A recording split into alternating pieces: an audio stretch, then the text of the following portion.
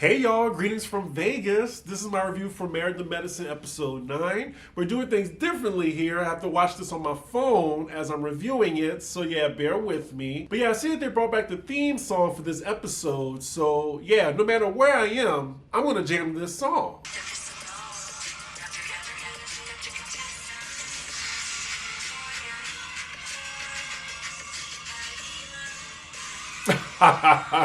I hope y'all enjoy the dance breaks as much as I do. So we open the episode with a montage of all the ladies day to day, and now we're with Heavenly as she's visiting Dr. Damon Daddy's office. We see a lot of scenes of Heavenly just dropping by people's offices, like you would think she's a housewife like Toya. And yes, I see that she's in her work uniform visiting her husband, but this is like the umpteenth scene where we see her visiting someone else's office. I love how much Heavenly loves Dr. Damon Daddy. Like, she is completely submissive to this man.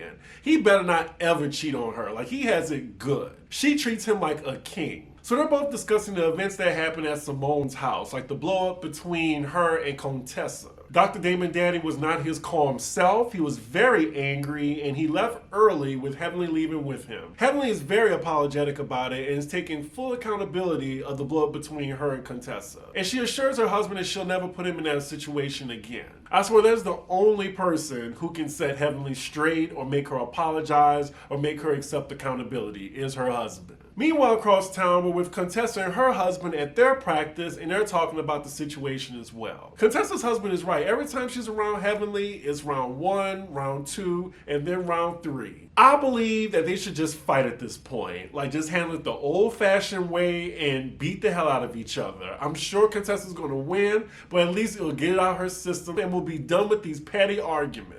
Contessa does acknowledge, however, how Heavenly is suffering right now with her mom's health declining, and she says she's praying for her and is going to give her a pass for her recent outbursts. I'm just chuckling at the flashback of Quad informing the ladies that Heavenly's mom is dying. Heavenly's mom is dying! It's not funny, it's just the way she delivered the message was funny. We're back with Heavenly and Damon, and Heavenly is apologizing profusely to Dr. Damon. She is full, submissive housewife. Sometimes it rolls my eyes. Like, she even talks submissively to him. I mean, I'm glad that she loves him, but I don't know, just something about her extreme servitude to her husband just makes me a little uncomfortable. We're back with Contessa, and she says she actually reached out to Heavenly via text message, just giving her some aspirational quotes, and her whole tune has changed with Heavenly now that she knows what she's going through. It looks like Contessa's ready to forgive and forget, so I'm wondering where I heard that they had a fist fight from. And come to think of it, they are still going at it with each other because last week they were having like a war between each other on Twitter, and Heavenly even brought her kids into it, which I thought was disgusting. So next scene we're with Audrey, the new cast member. It looks like she's filming by herself.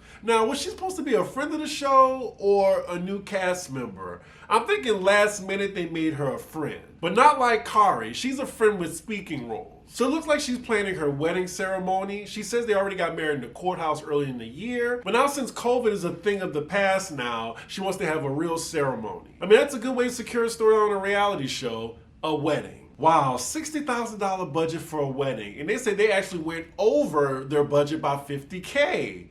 Ooh, child. I mean, $110,000 for a wedding? Is that the norm? Look, I mean, ain't tricking if you got it, I guess. So next scene, we're with Anila driving with her annoying-ass mom. She says her mom's been living with her for a week now, and she's been tolerable. Look, I will never move back in with my mom, and my mom will never live with me. That's just for both of our sanities. Wait a minute. So side note, as Anila's talking to her mom as she's driving, she almost gets into a car accident. Why ain't your mom wearing a seatbelt? I'm just noticing this, but Anila's wearing one. Anyway, according to Anila, her next business venture is getting into the hair industry. And it's going to be where she's selling Indian hair. And I'm thinking she's in the right market for it. And hey, I'm here for somebody using their platform in a smart way.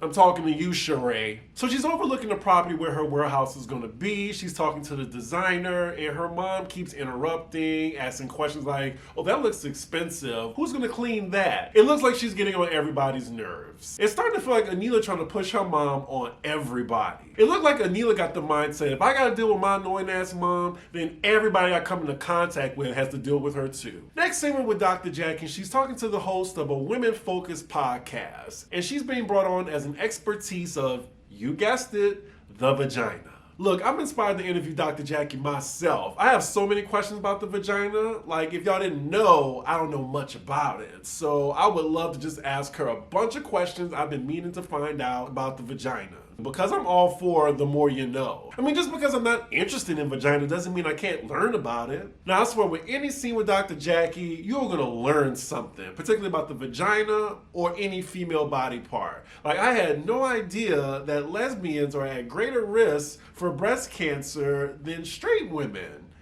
Huh, interesting. Next scene, we're at Dr. Kieran's practice, and it looks like he's holding an event for all the men of the show. And it's called Burgers, Bourbon, and Botox. Anila and her husband have definitely been stepping it up on the show recently. Like, it looks like they're genuinely a part of the cast this season. Like, she's cultivated real friendships, and she's not like a token. All right, for the free manicures and Botox. Like, that's a gay man's dream. I wonder if these straight men gonna accept it. So all the men arrive at the event looking casket sharp, and I might not fast forward this scene just yet. See, I knew none of the men was gonna try the Botox. Look, I would definitely be there for free Botox. I'm gonna give Dr. Kieran his props. This is a really nice event he put on for the guys. I can't recall any season watching this franchise where a husband put on an event as nice as this. So the husbands are all discussing how some of their wives got the O shot, and Lord, here we go with these confessionals. Dr. Heavenly, I don't want to know that you and Dr. Damon Daddy do it every night. I could have watched this without knowing that information. So we see Eugene having an interesting conversation about his career and just how much he works. We know he works like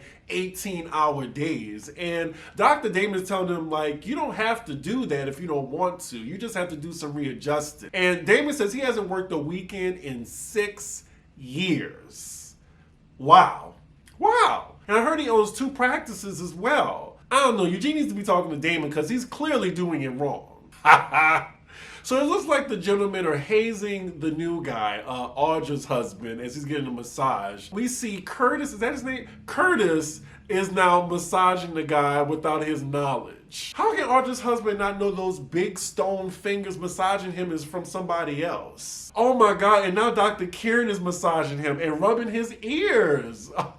He better chill out because, I don't know, straight black men, they be ready to fight over shit like that. Next scene, we're with Toya as she's visiting her spiritual advisor. What is a spiritual advisor? Like, is that just a therapist without the credentials? So as Toya's complaining about her marriage to her spiritual advisor, meanwhile we see her husband Eugene visiting Dr. Damon's office. Dr. Damon's getting a lot of shine in this episode. Like, he's been in almost every scene. But yeah, he's getting some advice from Dr. Damon because he worked in ER before. I'm not sure if this is correct or not, but I remember that Damon used to mentor Eugene, and that's how Toya met Heavenly. Oh, okay, he just confirmed it as I'm watching. From what Eugene is talking about, it seems like the pandemic has traumatized him with working in ER. He was working countless hours, seeing people die left and right, and now he's thinking the field of ER isn't for him anymore. I'm actually intrigued listening to Eugene talk about his profession, saying he went in with no plan B, and now his plan A is breaking his heart. I actually feel sorry for him because if he's going through this with his career and then dealing with Toya ass when he gets home, like, shit, he probably miserable. I low-key want to say Toya is the problem in their marriage because she can be a little bit more supportive. If Toya could just find a balance, not being as submissive as Heavenly, but just, just being there and understanding her husband when he say he's going through a tough time. Because before the show, she's completely relying on her husband's income. Meanwhile, we're back with Toya talking to her advisor about her happiness.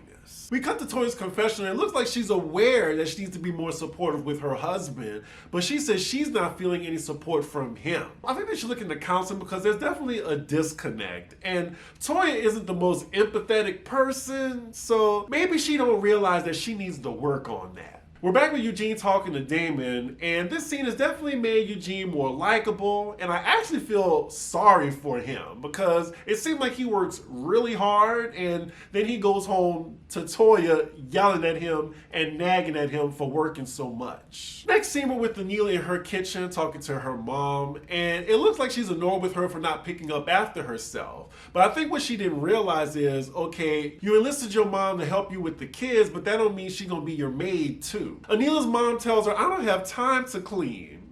Her mom is letting her have it. She's like, you're not about to tell me what to do. I feel like any mom, especially a black mom, would have the same sentiments. And also, Anila should not expect her mom to do everything her nanny was doing, like including cleaning. She's not paying her mom, I'm sure. So yeah, I'm surprisingly on her mom's side. Like, you clean your damn self. She's helping you with the kids. Anila then gets frustrated with her mom and walks off. Her mom then follows her into her office, or where she takes all her Instagram photos, and she literally tells her mom, leave me alone. Anila, you did this to yourself. They are going back and forth now. Her mom was just like, listen. Anila tells her mom, you are under my roof. Ooh, my mom would have popped me across the face no matter how old I was if I told her that. Anila tells her mom, I am 42. Her mom is like, I can go. Anila's like, how about changing? Yeah, I'm sure she don't want her mom to leave because she's getting free nanny care. Anila, it was a bad mistake to have your mom be the nanny because you clearly want a nanny as well as a maid. Go through the motions, make a budget, and hire some help. Because clearly you and your mom are oil and water.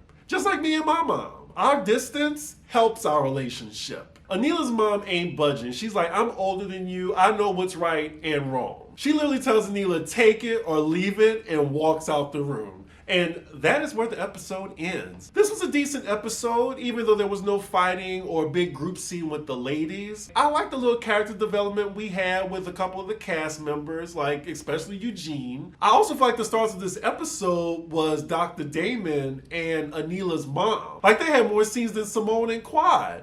But yeah, y'all let me know what y'all think about the problem in Toya and Eugene's marriage. And yeah, I'm gonna continue to enjoy Vegas. Hopefully I can get this out Wednesday. I apologize, y'all, but y'all see me on vacation right now because I need it. I need it. Anyway, y'all, make sure y'all like, comment, and subscribe, and I will see y'all for the next episode. Bye.